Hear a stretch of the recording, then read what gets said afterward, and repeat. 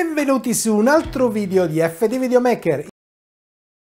A vedere come velocizzare il rendering finale.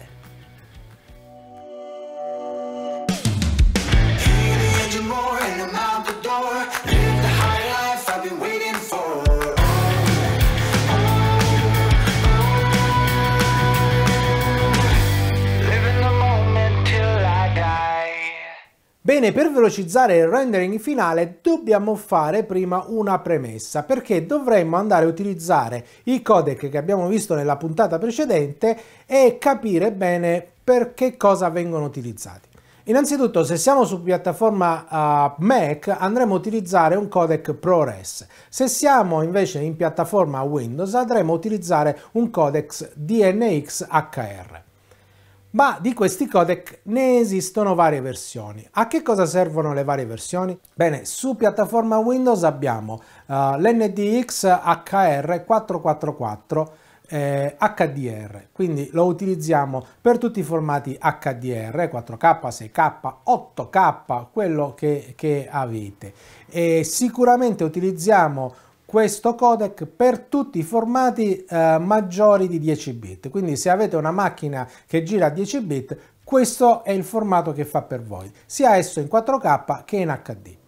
Per chi invece gira in 8 bit, quindi 4K 8 bit, abbiamo il DNX HR HQX, quindi 4K 8 bit. Se invece lavoriamo in HD, quindi non in 4K ma sempre in 8 bit, possiamo utilizzare il DNX HR HQ. Se magari per qualche motivo state utilizzando una camera in PAL, potete utilizzare il formato SQ che viene utilizzato per i formati standard. Poi abbiamo l'LB. L'LB non viene mai utilizzato a meno che non state mandando un vostro materiale via internet e vi serve una compressione abbastanza grossa, credo che sia 1 alla 17esimo, quindi abbastanza compresso e quasi inutilizzabile. Per quanto riguarda invece l'ambiente Mac, andremo a utilizzare il ProRes e non il DNX HR, perché comunque in ambiente Mac il ProRes si comporta meglio, anche perché è stato sviluppato proprio per macchine Mac. Quindi per tutti i formati al di sopra di 10 bit compresi, andremo a utilizzare il ProRes 4444. Il ProRes 4444 XR ha meno compressione, quindi è un formato ancora più qualitativo, ma il normale va sicuramente bene. Se invece utilizziamo dei file che vengono dalle macchine che girano in 4K, allora in questo caso andremo a utilizzare il ProRes 422 HQ. Se giriamo in HD invece andremo a utilizzare il ProRes 422 semplicemente. Per tutti gli altri standard invece va bene l'LT. Il proxy, come nel caso dell'ambiente Windows, viene utilizzato solamente per creare file molto piccoli. Ma dopo questa premessa andiamo a vedere come effettivamente utilizzare queste conoscenze per poter migliorare il nostro rendering finale. Bene, eccoci su DaVinci Resolve. La procedura è semplicissima. Logicamente dobbiamo seguire le linee guida che ho dato poco fa. Come vediamo, questo è il progetto che abbiamo usato la volta scorsa. Se andiamo nella pagina media, vediamo che la maggior parte dei file sono in 3840x260, cioè stiamo utilizzando un Ultra HD. Se andiamo nella nostra pagina Settings, possiamo vedere che la timeline è settata a 3840x260 e nell'Optimize Media abbiamo l'Optimize Media Format in HQX.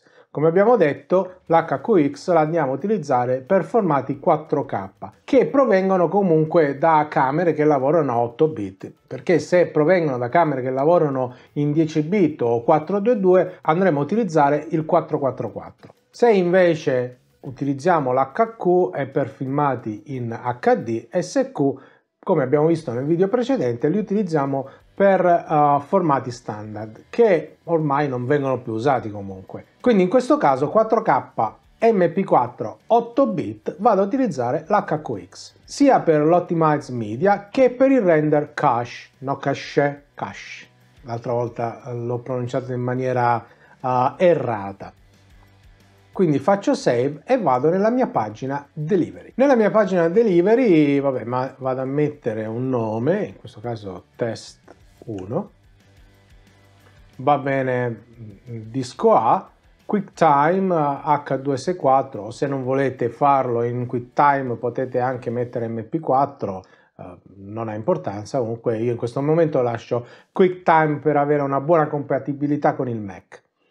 Bene, lascio tutto il best e aggiungo tutto alla mia coda di rendering. Vado a fare lo start render e come posso notare ci vogliono circa, diciamo in media, quei 10 minuti, per ora anzi 8 minuti, per poter renderizzare tutto. Interrompiamo un attimo il nostro render e torniamo alla pagina edit. Come vediamo ho utilizzato molti effetti, anzi in questo caso per fare questo tutorial ho anche esagerato di effetti per poter avere il mio render cache quasi sulla totalità del mio montaggio. Bene, essenzialmente, come abbiamo detto nel tutorial precedente, quando noi andiamo a utilizzare il render cache, il computer non fa altro che creare dei file già renderizzati. Se effettivamente noi diamo questi file nel formato giusto del nostro out, cioè quello che ci serve finale, allora a questo punto mi serve un modo per poter utilizzare questi render cache nell'esportazione in modo tale che il mio computer non faccia due volte lo stesso lavoro.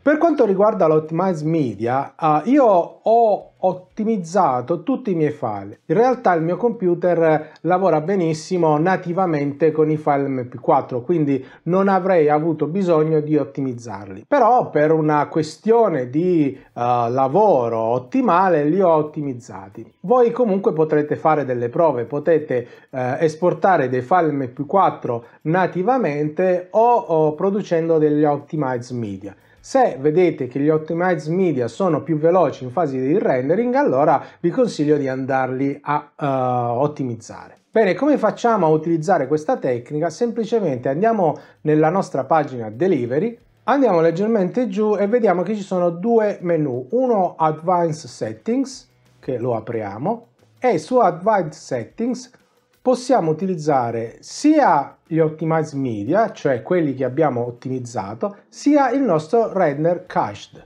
Li selezioniamo entrambi, aggiungiamo di nuovo alla nostra coda di rendering. Come vediamo il nostro rendering si è ridotto da 8-10 minuti a 5-4 minuti. Abbiamo velocizzato il nostro rendering del 50%. Logicamente possiamo abilitare quei due selettori Optimize Media e Render Cached solo e esclusivamente se abbiamo utilizzato i corretti codec per quanto riguarda l'Optimize Media e il Render Cached.